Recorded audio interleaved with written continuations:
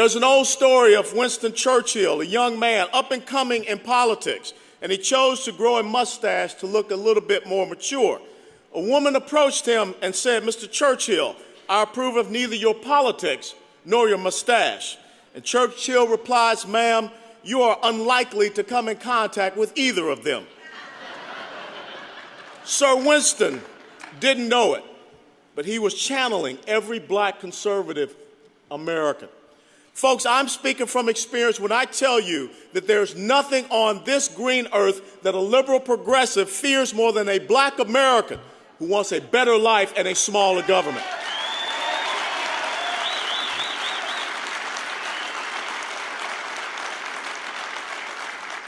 The republic I love, the republic I risk my life to defend, the values I hold dear, the integrity that we all share, these do not know prejudice and they do not accept partiality.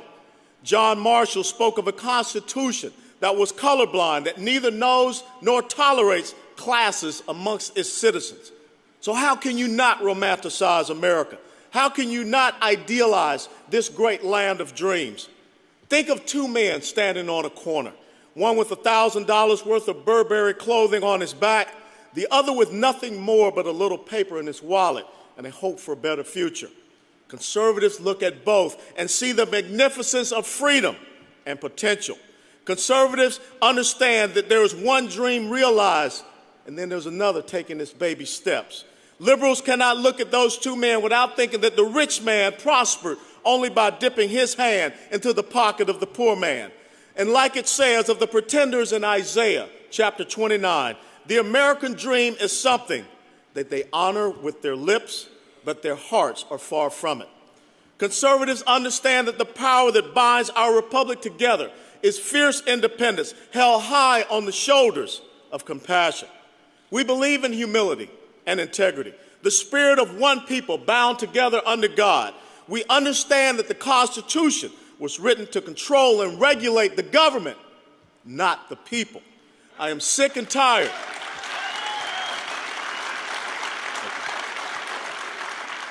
I am sick and tired of hearing that it is our moral duty to serve the state, because conservatives believe that it is our moral duty to serve our fellow man, regardless of race, sex, affiliation, or creed. And when we serve, we believe that it is the state's duty to get out of the way.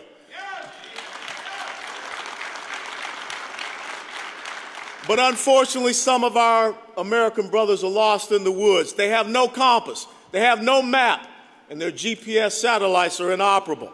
When more Americans prefer freebies to freedom, these great United States will become a fertile ground for tyranny. When did ask not what your country can do for you become ask only what your country will give you? Look at California. It's hard to describe that state as being in anything other than a depression. Californians asked government, "What can you do for us?" and they got their answer. And every year, thousands of Californians flee that populous paradise for tax-eased, small government oases of America's red states. California is falling victim to the same snake oil that President Obama sold America during this past election. We were told compassion comes not from generosity, but from compliance. We're told kindness means raiding a man's hard-earned wages and sending it off to Washington, D.C., so that they, not you, may dole it out in courtesies and indulgences. I'm tired of these insufferable lectures of progressivism, because you know what this conservative says? Compassion comes from a choice, and not the liberal definition of a choice. The choice to say, I can do with a little less so my brother can have a little more. The choice to volunteer with wounded warriors, to adopt an orphan child, to pass on that new iPad so that you can give to your church or to your hospital. But how can those choices exist if we don't have the freedom to make them? And where's the kindness when a faceless bureaucrat thumps a red stamp on a monthly food ration? Where is love exchanged? Where is the love felt when a state administrator stuffs a welfare check into an outgoing mail? I'm tired of liberals dividing this country up into little groups, setting them upon each other, breeding spite and envy, and then having the nerve to say and accuse conservatives of hatred.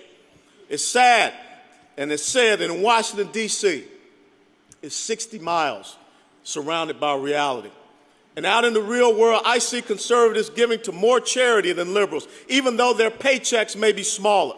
In the real world, I see conservatives volunteering at adoption agencies, at churches, at bake sales, and the local American Legion Post, while the only charity a progressive sends is a smug sermon on fair share and what fairness is.